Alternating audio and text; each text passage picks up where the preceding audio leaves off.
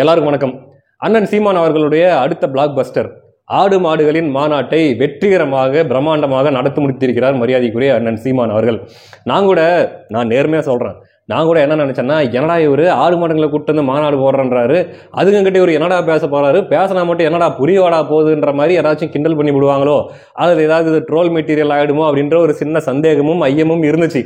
ஆனால் பாருங்க, என்னடா நினச்சிட்டுக்கிறீங்க, அண்ணனை அண்டர் எஸ்டிமேட் பண்ணிட்டுக்கிறீங்க, நீங்கள் அண்ணன் தொட்டா வெடிக்க முடியாது அப்படின்ற மாதிரி செஞ்சே காட்டிவிட்டாப்புல அண்ணன் சீமான் அவர்கள் மிக வெற்றிகரமாக எந்த நோக்கத்திற்காக அந்த மாநாடு நடத்தப்பட்டதோ அந்த நோக்கத்தில் ஒரு பாதி நிறைவேறிவிட்டதாகவே நான் கருதுகிறேன்.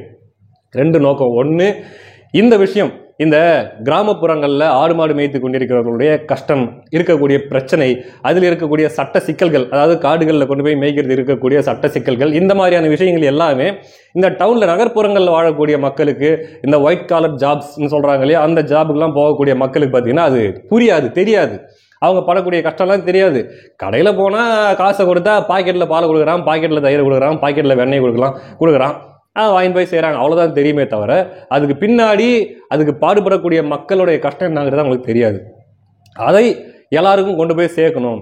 அதாவது படித்தவர்கள், படிக்காதவர்கள், ஆடு மாடுகளை பற்றி தெரிந்தவர்கள், தெரியாதவர்கள் எல்லாருக்குமே இந்த விஷயத்தை கொண்டு போய் சேர்க்கணும் அப்படின்ற நோக்கம் வெற்றி பெற்றதாகவே நான் கருதுறேன். ஏன்னா சாதாரணமாக ஒரு கூட்டம் போட்டு ஆடு மாடுகள் அதை மேய்ப்பவர்களுக்கு இருக்கக்கூடிய பிரச்சனைகளை பற்றி பேசின வச்சுங்க, கொஞ்சம் பேர் கேட்பாங்க, கொஞ்சம் பேர் கேட்காம போயிடுவாங்க, கவனிக்க மாட்டாங்க.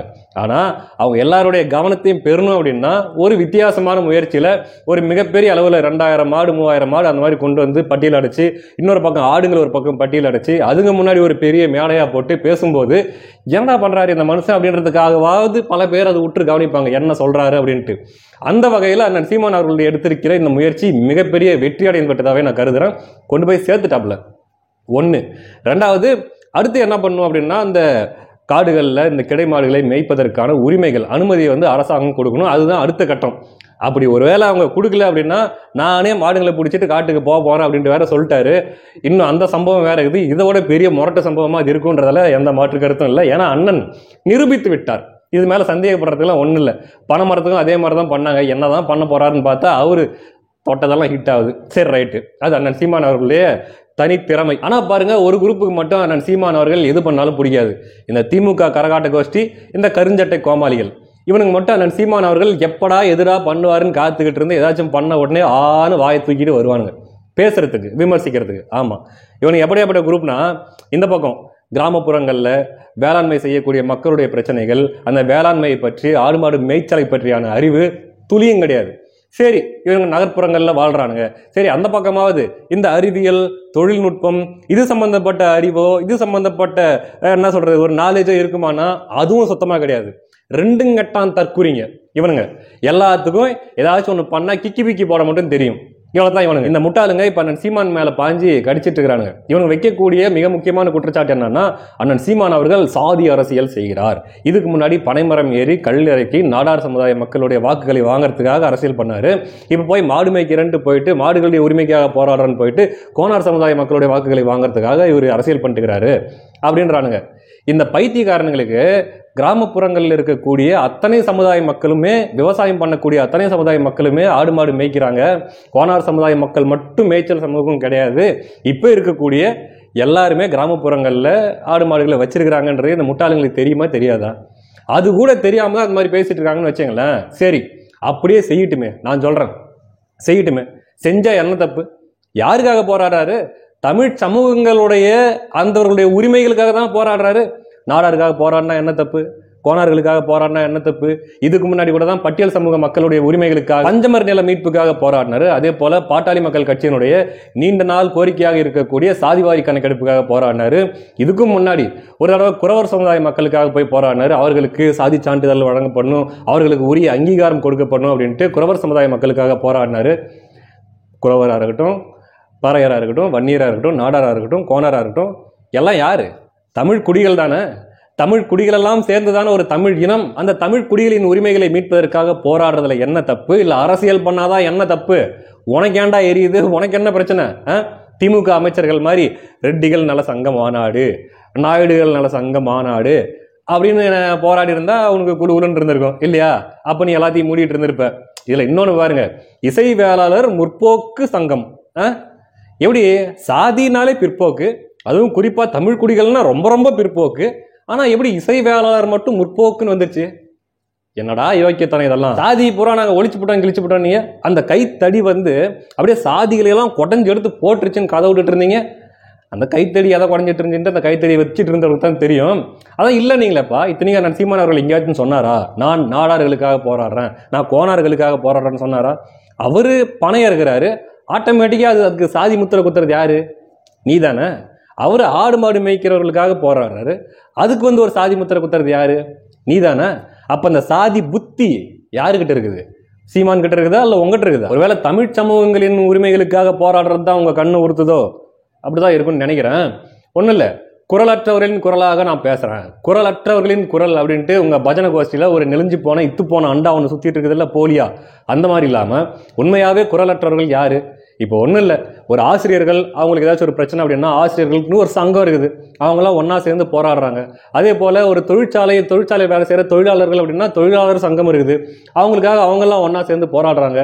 ஆனால் இந்த பனை விவசாயிகளோ இல்லை இந்த ஆடு மாடு மேய்க்கிறவர்களோ இவர்களுக்கு ஒரு பாதிப்பு வருது, இவர்களுக்கு ஒரு பிரச்சனை வருதுன்னா அவங்களுக்காக போராடுறதுக்கு என்ன இங்கே அமைப்பு இருக்குது, யார் இருக்கிறாங்க? அப்போது உண்மையாகவே இங்கே குரல் அற்றவர்கள் யார்? இங்கே பனையில் ரொம்ப நாளாக கேட்டுட்டு இருக்காங்கல்ல, எங்களுக்கு கல் இறக்கிறதுக்கு அனுமதி கொடுங்க, அதனால எங்கள் பொருளாதாரம் மேம்படும் அப்படின்ட்டு கோரிக்கை வச்சு போராடுறாங்கல்ல, அவர்களுடைய குரல். அதே போல் இந்த ஆடு மாடுகளை காட்டில் மேய்க்கிறதுக்கு அனுமதி கேட்டு அவங்க ஒரு பக்கம் கதறிட்டு இருக்கிறாங்கல்ல, அவங்க. இந்த மாதிரி குரலற்றவர்களின் குரலாக உண்மையாகவே ஒடுக்கப்படுகிற, யாரும் கண்டுக்க ஆள் இல்லாத இந்த ஒயிட் காலர் ஜாப்ஸ் எல்லாம் வச்சுட்டு இருக்கிறவங்கள இவங்களை யாரும் கண்டுக்க போகிறதில்ல, டவுனில் இருக்கிறவங்கள இவங்களை யாரும் கண்டுக்க போகிறதில்ல. அப்போ இப்படி கண்டுகொள்ளப்படாத மக்களுக்காக ஒரு தலைவன் போராடுறாரு அப்படின்னா அதை பாராட்டனா கூட பரவாயில்ல, குறைஞ்சபட்சம் இந்த மாதிரி சும்மா தற்கூரி மாதிரி பேசாம கொஞ்சம் கூட அர்த்தமே இல்லாத விமர்சனங்களை வச்சுட்டு தெரியாதீங்கடா. ஒன்றும் இல்லை, உங்க தலைவர் இருக்காருல்ல, அதான் ஒருத்தர்கிட்ட போய் கேட்டாரு, அது யாரு? அவங்களா, என்னுடைய மனைவி. கல்யாணம் ஆயிடுச்சா? மனைவின்னு சொன்னதுக்கப்புறம் கல்யாணம் ஆயிடுச்சான்னு ஒரு கேள்வி கேட்டாரு பாருங்க.